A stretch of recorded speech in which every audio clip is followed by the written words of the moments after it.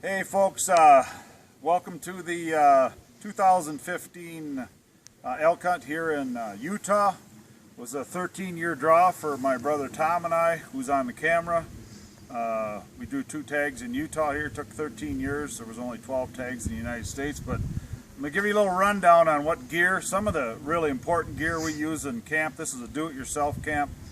Unguided, basically got dropped in here with horses, which just to get away from people and also to get elk out in hot weather, because we are looking at probably, we're going to be in here for 12 days. We're looking at 85 to 90 degree weather, which is really unusual here in Utah.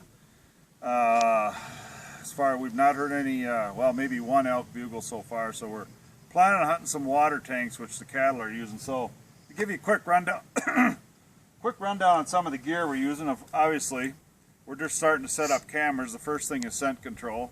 Always carry some scent control with you. One of the most important things, we even carry a small bottle with us throughout the day so we can spray down again. What we're doing is we're just setting some cameras out on water tanks, water holes, whether it's springs, because right now, especially if elk aren't going to be bugling, you got to hunt water. First thing you're going to do on a hunt is get a hold of a topo map, which I would suggest don't even go in the woods without one, because you'll find your springs, you'll find your seeps. We're going to be hunting north facing slopes mostly because it's cooler there.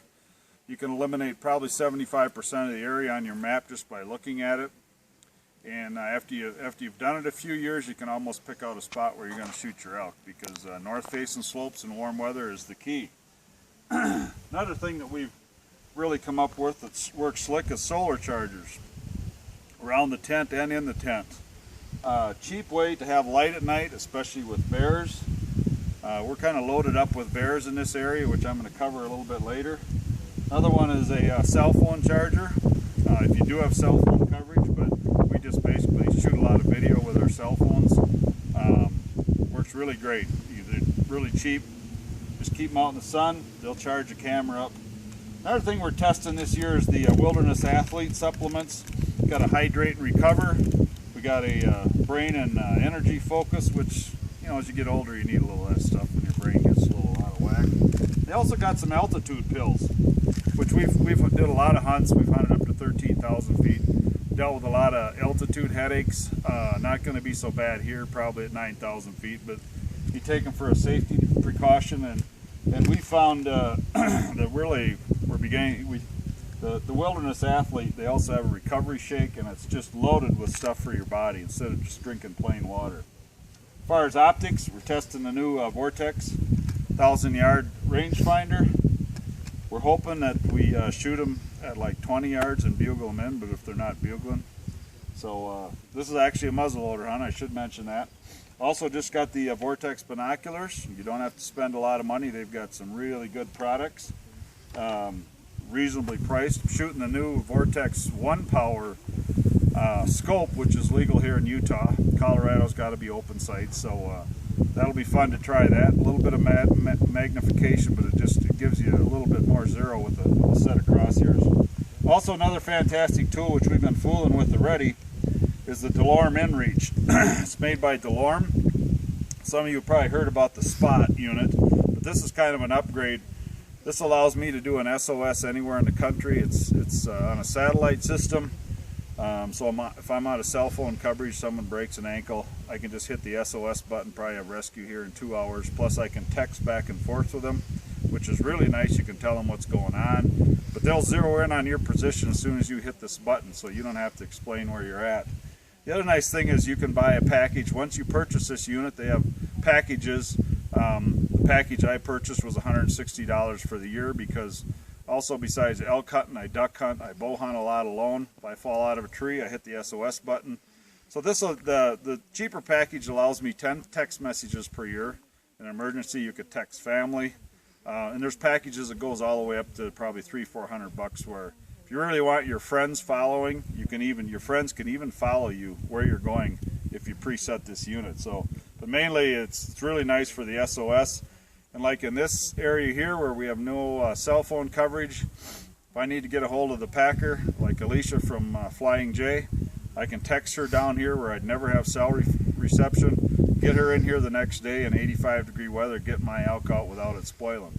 Because most likely, with the amount of bears that we've kind of already seen, the bears are going to be all over the elk. We'll probably lose elk. So great for, otherwise your elk will spoil when it's 85, 90 degrees. So the topo maps I already mentioned. Another great item which I've actually been using lately, and this is just a smaller Tenzing pack. But if we do a lot of water holes sitting, what's pretty cool about this, I've got a, you know, if you sit on the ground for a week, your butt gets a little sore. But this is nice. I got a nice padded seat which hooks right here. And this is more or less what people use kind of for turkey hunting, but you can sit on your padded seat. It's also got some legs you can unhook right here. So if you're doing a lot of glass, and you can sit on a hillside and pop these legs loose. And I found for elk hunting, you know, it's got all these compartments here, plus all the stuff in front. I've got everything I need. Zippered. The nice thing is there's a lot of zippered pockets, so you can zip your really important stuff, which you're not going to lose. So to me, that's all I need for elk hunting. I talked about bears. Always carry some bear spray, even 2 cans in some situations, because the statistics kind of show that bear spray is almost a better tool than a weapon. We're also packing Dirty Harry here with some high-powered rounds in that to help do some bear stopping. We already saw one black bear, and I'll bet you she'll be pushing that 450 range. Has a couple cubs, so she's going to be pretty protective. And they're actually hitting these water tanks too, and even swimming in the dang things. We've got a couple trail cam pics already where we've got 3 bears in the water tank, so those will be fun to get home and get on the computer and enlarge. So very important. And the last, also I'm shooting a CVA muzzleloader on this hunt for the first time. We're shooting the power belt bullets. One thing I like about those CVAs, they really fit your hands well. Scopes mount up nice on them, and they got a great sling. We're shooting the 777 powder this year with primers, same primers. So this is kind of some of our gear. This is just a little bit of it, but you can really, this is probably some of the most important stuff as you go on a hunt, because it's just some of these little things that really make a difference, and you need to pack as light as possible. So that's our gearhead segment for what I call the 12 days of elk hunting here in Utah 2015. And there's obviously a few other things here that I missed, but these are some of the key ingredients that we never leave home with. So hopefully we'll be showing you a video of an elk or 2 down. So we'll keep you updated. This is Terry and Tom with Ultimate Outdoors Radio right here in Utah. And the aspens are turning. It's warm, predicted possibly 85 degrees for the next 10 days. So hopefully the water holes will be really important to us. No rain expected. So we're just going to deal with some bears and some hot weather. And we actually had a bear in camp the other night. He kind of blew me out of bed as he walked past the tent in the leaves. And things went flying in a hurry, because I think he was only about 6 feet from the edge of the tent. So, and he hung around most of the night. So we got the solar lights out and moved them around a little bit. And we also got some flashing neon red lights. And another key thing we don't have in here is a weather radio. We use that weather radio when we're gone. We put it in the tent. And also when we get meat down, we hang it next to the cart, or next to the quarters in a tree. We also put some flashing red neon lights.